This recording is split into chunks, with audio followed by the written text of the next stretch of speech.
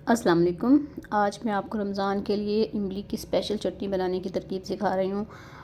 ये मुझे बहुत पसंद है, मेरी पर्सनल रेसिपी है। ठीक है, तो आप ये देखें, हाफ़ केजी के करीब इमली ले लेनी है और इसको गुठलियों समेत पानी में भिगो कर रख देना है।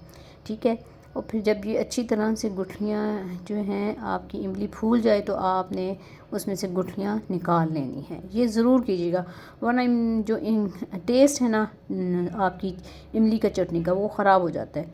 ठीक है, आपने इसे तकरीबन ओवरनाइट भिगो दें। ठीक है, ओवरनाइट भिगो दें और सुबह को आराम से आप हाथों से मसल कर गुठलियाँ निकाल दें।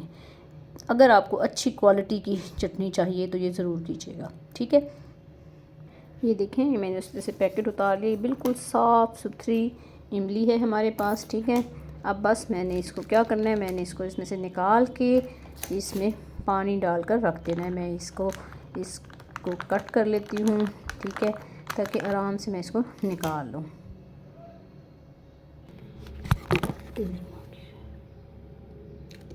ये देखें, ये हमने इसमें से आराम से ये जो है इस बैग में से ये सारी इमली ले ली है।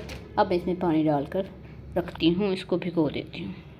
ये देखें, ये हाफ़ केजी टैमराइंड यानी इमली है और इसमें मैं 1 लीटर पानी में भिगो रही हूँ। पूरा 1 लीटर पानी मैंने लिया है। ठीक है, हाफ़ केजी आपकी क्या है इमली है, उसे आपने 1 किलो पानी में भिगो कर रख देना है।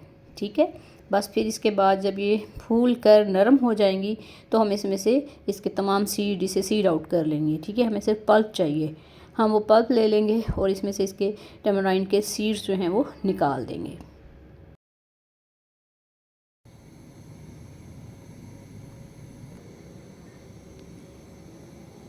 ये देखिए, जो मैंने इमली भिगोई थी ये अब बिल्कुल फूल चुकी है। अब मैं इसमें इसको सीड आउट कर लूँगी।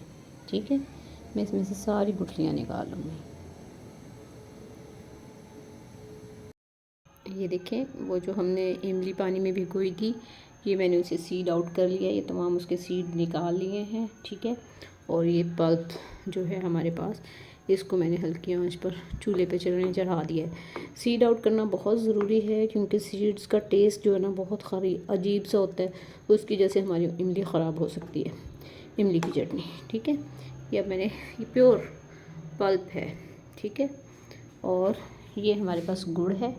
ठीक है, आपके पास आधा किलो इमली थी, उसमें से ये बीज निकल गए हैं। ये 1 पाव गुड़ है। ठीक है, इसको मैंने तोड़ लिया ताकि इजीली इसमें डिज़ोल्व हो जाए। अब हम जब ये उबल जाएगी तो इसमें ये गुड़ डाल देंगे, थोड़ी सी कुटी हुई लाल मिर्च डालेंगे, थोड़ा सा ज़ीरा डालेंगे, थोड़ा सा नमक डालेंगे। ठीक है, और बस इसे उबाल ही देना है।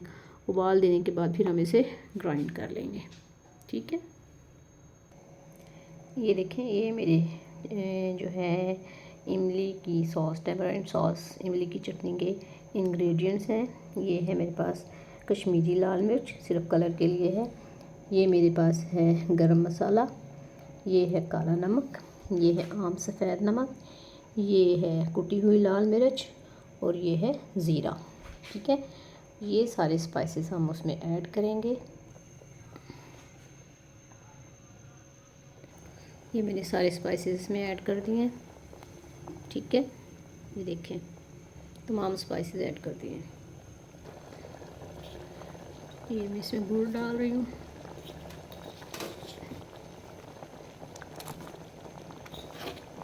आपकी अपनी मर्ज़ी है, आप गुड़ डालें, शक्कर डालें या आप चीनी डाल लें।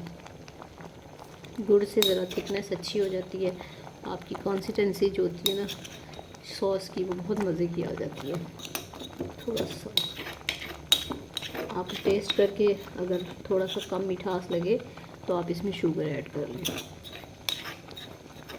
अब बस ये सब जब पक जाएगा तो फिर मैं क्या करूँगी, फिर मैं इसको ठंडा करके ग्राइंड कर लूँगी और इसे फिर हम एक खुश्क बॉटल में, शीशे की बॉटल हो या प्लास्टिक की, मेटल की नहीं होनी चाहिए, ये उसमें हम रख लेंगे। आप इसके स्पाइसेस एडजस्ट कर सकते हैं अपने टेस्ट के मुताबिक। जो मेरी रेसिपी है उसमें आधा किलो अगर आपने इमली ली है उसमें से सीड आउट करने के बाद तकरीबन हमारे पास थोड़ी सी रह जाती है। ये देखें, मैं थोड़ी सी चीनी भी इसमें ऐड करूँगी बस।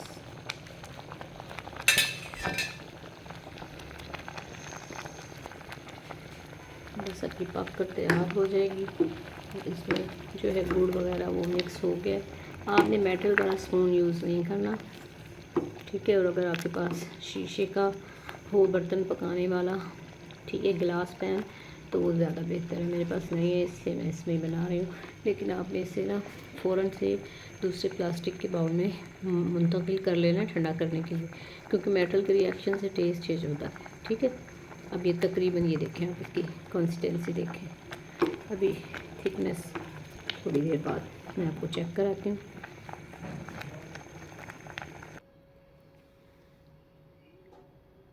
ये अब ठंडी हो रही है, ये भी ठंडी हो जाएगी तो फिर मैं इसे ग्राइंड करूँगी। बिल्कुल स्मूथ हमारी, बिल्कुल स्मूथ सॉस तैयार हो जाएगी। ये देखें, ये जो है ना, आपने बिल्कुल खुश्क जार लेना है शीशे का, ये, ठीक है।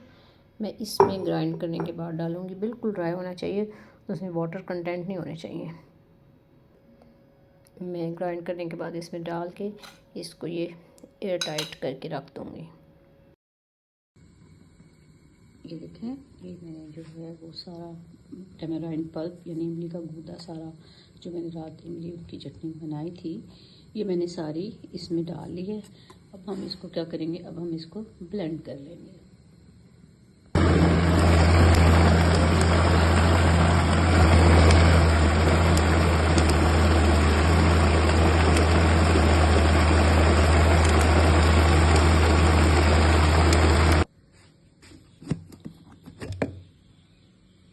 ये देखें कितनी स्मूथ और खूबसूरत सी मेरी इमली की चटनी देखें। ये मैं इसको बिल्कुल पहले से ये